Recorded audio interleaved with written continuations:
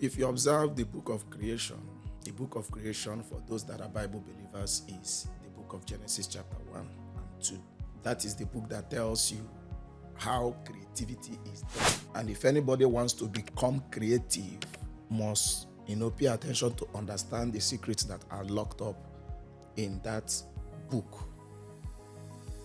But many a times we are often in a hurry. We miss out the important information that are locked up there. When you do proper observation, let me say in verse 22 of chapter 1, the Bible says, and God blessed them. God never blessed it. And God blessed them and gave them charge to be fruitful and to multiply. And then before the creation of even man. And of course, we all know that man is the crown of God's creation. That is the highest point of creation is man. And even when God came to the creation of man, the record states that in his image created he them, male and female created he them. And he said, he blessed them and said, be fruitful. So my conversation is going to be tied to the fact that our highest point of creativity is tied to partnership or collaboration. The highest thing you will ever achieve in life, the best thing that we have ever seen in life, the best things we will ever see in life will always be a product of partnership, product of collaboration. The best thing, things that will give us the most excitement in life will always be product of partnership, collaboration. I don't think if there is anything that is amazing today, that is existing today, that was a creation of one person. Nothing. I'll be waiting in the comment section for you to tell me one thing that is amazing that was created by one man. Even God himself said, let us. So the best of our creativity will be seen or unleashed at the point where we collaborate. Is it Microsoft? Is it the people that are in the pharmaceutical industry? The scientists will not validate the drug that they make, that they discover. That is still collaboration. And then why did God make them male and female? What is inspiring this conversation is the things we see in our leadership cycles, including in business places, political offices, education, religious places. The thing we see in our leadership cycle, even in our homes, family, interaction that exists between husband and wife. People don't cherish the differences that exist among themselves. That these things are intentional. That even God had to make them in his image, male and female. That was intentional. Reason is because there is a level of creativity that he is expecting to come from them. And if they were just a clone of the same species, that agenda will not be achieved. But it beats my imagination that oftentimes we are looking for our clone, both in business, both in leadership, both in politics, both in family, to the extent that when you see somebody that has opinion that is contrary to your opinion, you tag the person as your enemy. But the original intention of God is not that we should be clones. If that was the case, he wouldn't have made them male and female. He would have made them male and male. Most of the problems you find in the homes, maybe the man and the woman, they're having contrary view with regards to a particular idea. Some homes are broken. We've seen broken homes because people are having contrary view concerning a simple idea. We've seen friends become enemies because they just express different views.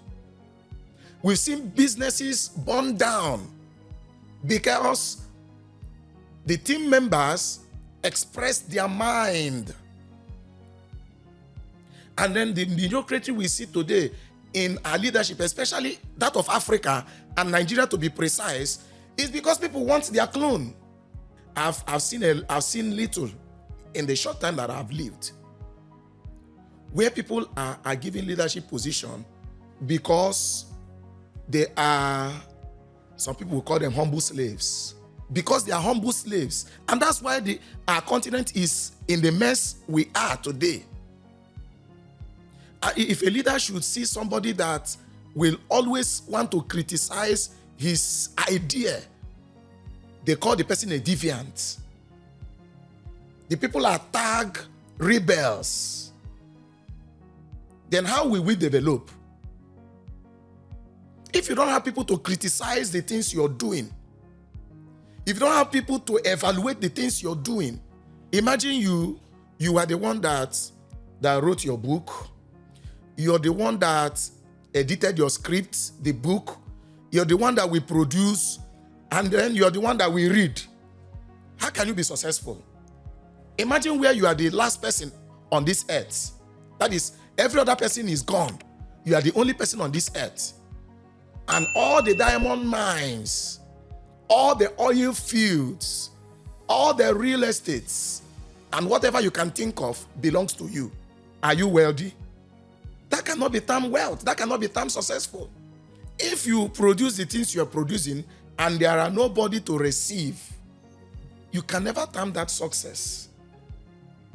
So in order to balance this conversation, for us to be successful in our creation, there must be two sides of the coin. He said he made them male and female, which is a model. If somebody wants to succeed in creation, somebody wants to succeed in business venture, one thing you must understand is that it must take at least 2 or more people for any creativity to be successful. For any business to be successful, it must take at least 2 or more people. If you check the little things we are doing today, there's an angle you will look from. You see us as the people that is at the receiving end. Yes, there's something we get from our clients, which means there is another party that is giving. Then if you sit at another angle, you will observe that we are also, in a way, at the giving end, because there is another party that is receiving something from us. Imagine where we are the only people that is in the cycle. Who will you be giving to? And who will you be receiving from?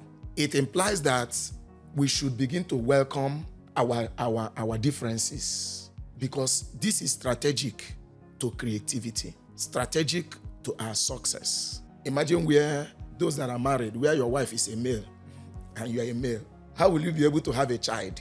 This is the basest example that anybody can give. If your wife is just like you, or if your husband is just like you, how will you be able to have a child? Imagine that child is the creativity that you want to unleash to the world. How will it be possible? So if it is not possible with this, it will not be possible with other things. So let's not begin to see our colleagues in the place of business because they don't always agree with us. We begin to see them as our enemies. No, they are not our enemies.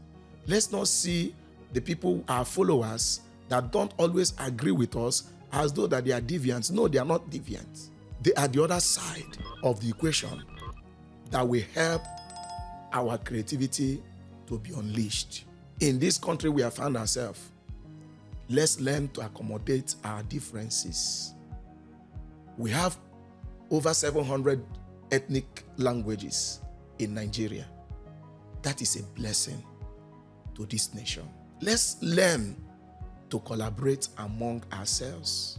Let our differences not become the bane of our suffering.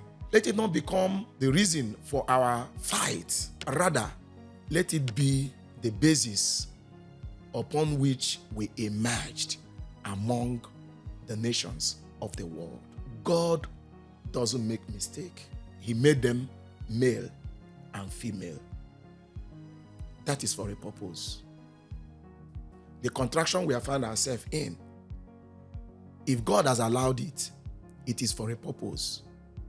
Let the man from the north learn to embrace the person from the south.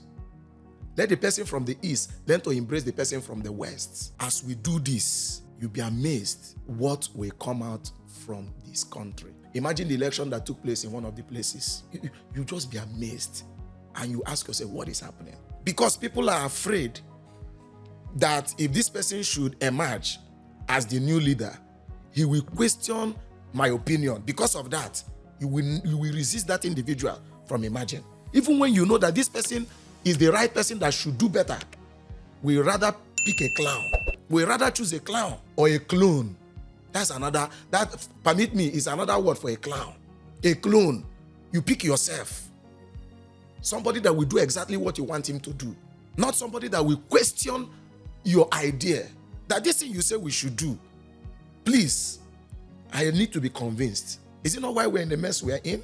And I just wish that we'll begin to, rethink. Begin to rethink. Then we'll begin to do greater things.